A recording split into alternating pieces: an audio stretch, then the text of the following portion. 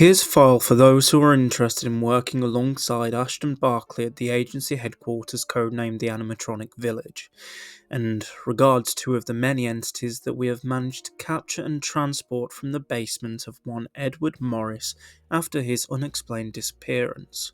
Information from operatives exploring the site suggests that Morris was attempting to create animatronic versions of classic mascot costumes owned by the Fuzzball Circus Co.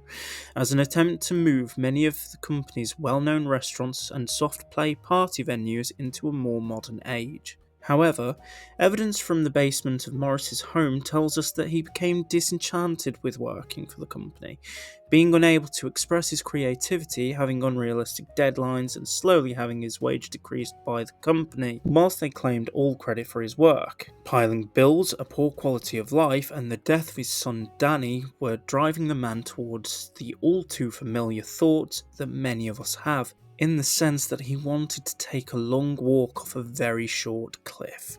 We found the basement in ruins, with quite a few of the animatronics having already been removed from the site, supposedly by the Fuzzball Circus Co. in an attempt to hide their part in the engineer's disappearance. However, it is clear that something else had happened down there, as dried blood coated the walls and bullet holes could be seen scattered around the facility. The basement itself was quite large, explaining the piling bills that the man was facing. There were multiple corridors, rooms, and shafts that each led to many different projects that he was working on, but notes found in each of these rooms told us that he was trying to integrate safety procedures into the animatronics to protect children. From what remains uncertain. All notes found suggest that he was unable to make any breakthroughs, with notes torn or scrunched up and thrown away, until we found what appeared to be a showroom, and what was on show was these two animatronics.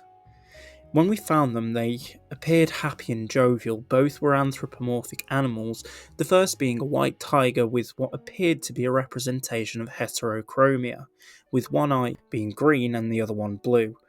It was found holding a bright red guitar with only 5 strings instead of the usual 6, and roughly stood at around 7 foot. The other was much larger, standing at roughly 9 foot, and depicted an elephant dressed up as a clown, complete with hat and characteristically large and noticeable feet. Both of its eyes glowed orange, and of the two it seemed the more creepy, although I am biased because of an admittedly bizarre fear of clowns. Anyway, on leaving this room, operatives began hearing footsteps, clanking metal, and shrieks all through the basement. Alongside this, there were visions of green, blue, and orange eyes peering from the darkness, and the previously docile and inactive animatronics began to hunt and kill our men. What was initially a team of 15 armed operatives withered to 2 men, one of whom lost his legs in an attempt to destroy the tiger and the elephant. These two animatronics appeared smarter than the other entities, showing cognitive thinking and sending the other beasts towards the soldiers, and they only revealed their full forms when the group was dwindling at just 5 remaining. When they did attack, they knew the tactics of the men and were easily able to disarm and then disembowel them. The only way the operatives, Casper Turner and George Rollinson, were able to survive was by blowing up the supports of the basement, dropping the entire facility on top of the entities.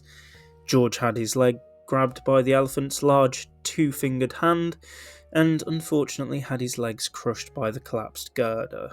We later sent a cleanup squad to remove the animatronics from the site and found that whilst having some damage, the tiger and elephant animatronics would be easily fixed up.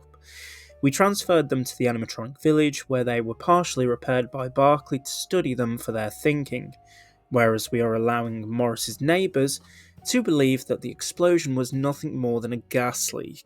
We did find remnants of a portal on site, but it is uncertain what, if anything, made it out into the world, or whether this is the cause for the natural thinking of the entities aforementioned. Please prepare to hear from Ashton Barclay for more updates on the animatronic village.